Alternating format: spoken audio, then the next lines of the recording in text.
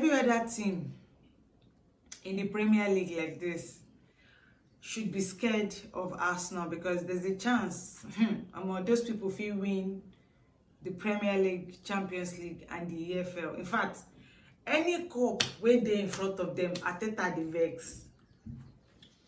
Arteta the vex like this. The guy won't carry all the cups. Because tell me why Arsenal are playing so well.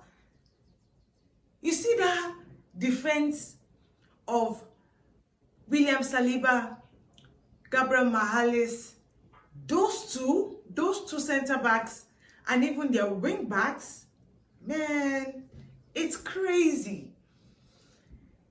You see, and I feel like sometimes when Gabriel, especially when he has injury, they struggle a little bit, because I feel like he is more of this, of the two of them, he is way solid. He is so confident.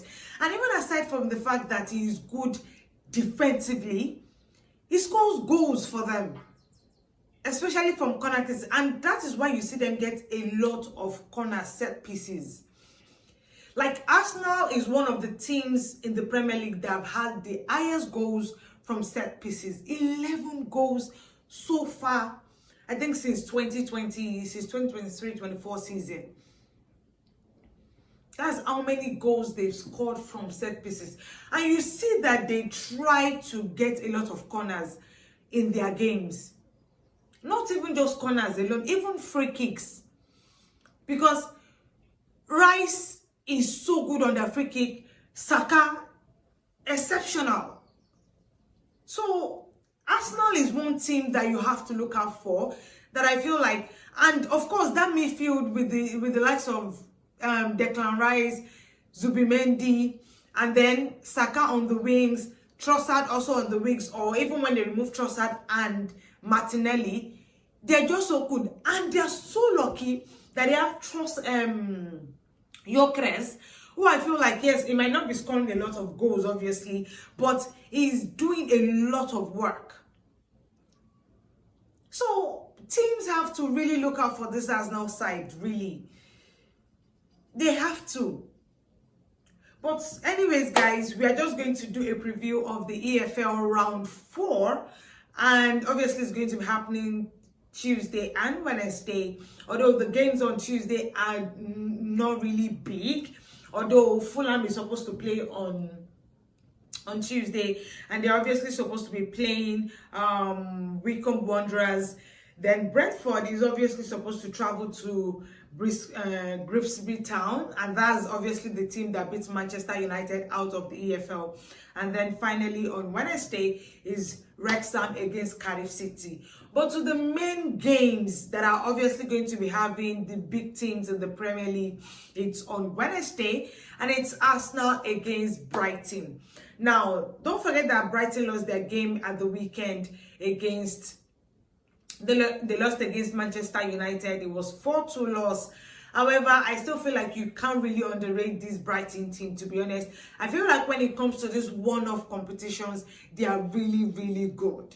And so Arsenal has to be at their A game, as they've been all through the season, to be able to get over this Brighton. Don't forget that this Brighton team, they got to, I think, round 6 or round 7 of the EFL last season, until they lost to Newcastle, who eventually won the title. So they are very tricky team when it comes to one-off games. They are very tricky. But as I said, if they're able to score first against Arsenal, then it might make it a little bit difficult for Arsenal to eventually win the game. You get? So it's going to be, I don't know. As I said, Brighton need to score first though. They really need to score first before they can get over this Arsenal side. And Arsenal is playing at home. Emirates, they are not playing at Emirates. I don't know. Brighton, and they have to get over the fact that they lost. They played well in that game against Manchester United, but it was not just to be. They lost their concentration last minute, and they were not able to get the equalizer, eventually losing 4-2. But Arsenal winning just 1-0 against Crystal Palace. This is an Arsenal side that knows how to get results. Literally. They know how to get results. And this is if you allow them score first. If you let them score first, just forget it. Honestly, just forget it. And then the other game also on Wednesday is Liverpool against Crystal Palace. Now, don't forget that these two sides have played already at the beginning of this season. And then Crystal Palace were able to beat them 2-1. But Crystal Palace, I think at the moment they're struggling just a little bit. Or let me just say they're struggling a little bit, because even their game in the European competition in the what's it called, in the Conference League, Europa Conference League, they lost the game 1-0 to a side that I honestly expected them to have beaten out the park, but they lost the game. They did try to equalize, but it was, yeah, they struggled. And then at the weekend they lost to Arsenal 1-0. But Liverpool are also struggling. They are also really, they are not playing very well. And I actually feel like they might lose this game. Forget the fact that they are playing at home. They might lose this game, because somehow it seems like Crystal Palace knows how to handle Liverpool either away or at home. So yeah, I still don't see Liverpool getting over the line and winning the game anyways. But to the next game is Swansea City against Manchester City. Now, Manchester City actually lost their game against Aston Villa at the weekend. But really, when you look at Man City and the fact that a lot of their players are coming back into the squad, yeah, Erling Haaland wasn't able to get a goal at the weekend, which is surprising, because I feel like he has scored since his return to the squad line. And so I don't know, it's going to be quite difficult. But they're playing Swansea. Yes, it's away from home. Yeah, they should be an easy win for Swansea. Come on. It's, yeah, they shouldn't even be struggling, honestly, against a championship side, I think. Yeah, so it should be an easy win for them. However, Wolves will be hosting Chelsea. Now, Chelsea, I don't know what is going on with them. Yes, I think they've won all their games leading to the game at the weekend that they lost woefully against Sunderland. And I'm sure a lot of Chelsea fans are like, how did they even lose that game in the first place? Like, how do you go from 1 goal up to losing 2-1 down? Like, he's Premier League. Oh, Jesus. Premier League will humble you. No, I do feel like the fact that Maresca got that substitution of Achimpong to Tosin wrong, I feel like that was what fucked them up. Yeah, if that really beat them in the ass. And so, because that goal that they considered last minute, Tosin should have done better. It was really poor coming on. And there was no reason whatsoever for Maresca to have brought him on in the first place. Because Ashenberg was doing a very, very good job. I get that Chalobah also was struggling a bit in the game, but they were able to keep that defense line to you know, keep it well until Tosin came on. But you know what? They're playing Wolves, who are at the moment bottom of the table. They are not playing very well. Victor Pereira, their head coach, is not getting it right with the squad at the moment. And so I don't know what to expect. But Wolves is playing at home, and Chelsea has already beaten them in the Premier League this season. So maybe it should be, and obviously Chelsea wants to return back to winning ways as quickly as possible. And it's a one-off game, so yeah, Chelsea has to win. Like, they quickly have to snap back into winning ways. And I want to believe that the players have to be responsible also for what happened in that loss at the weekend.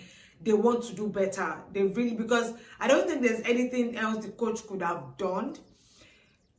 Maybe, as I said, the only thing he did get wrong was the substitution of bringing Tosin on and removing Achimpong, who I think has been exceptional, or was exceptional in the game. Aside from that, the coach has a blame. The player has to also be responsible.